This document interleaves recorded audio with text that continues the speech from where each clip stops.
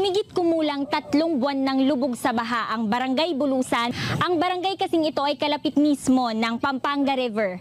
Kaya naman kahit hindi bumabagyo, umulan lamang o kaya naman ay high tide, ay pumapasok talaga ang tubig sa kanilang lugar.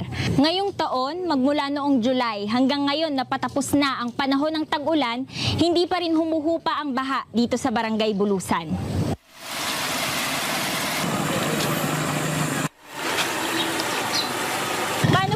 Pag-aaral po ng mga anak niyo?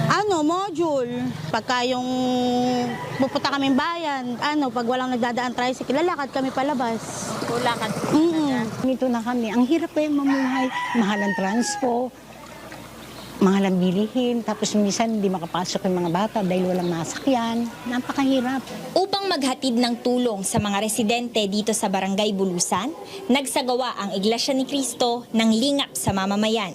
Ito ay ginanap sa lokal ng Bulusan, distrito ng Bulacan West. Ang ganitong aktibidad po na pinagtibay ng pamamahala na tinatawag po nating lingap sa mamamayan ay naglalayon po na makatulong sa ating mga kababayan.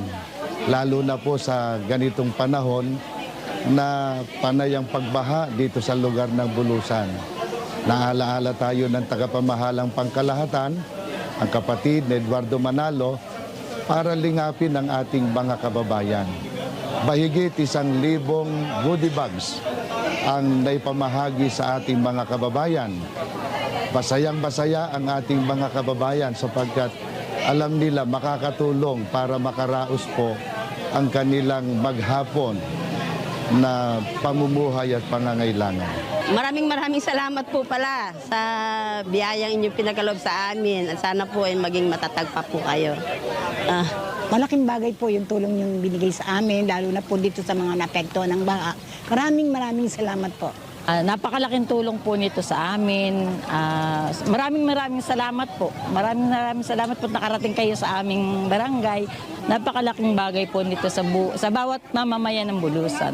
Maraming salamat po.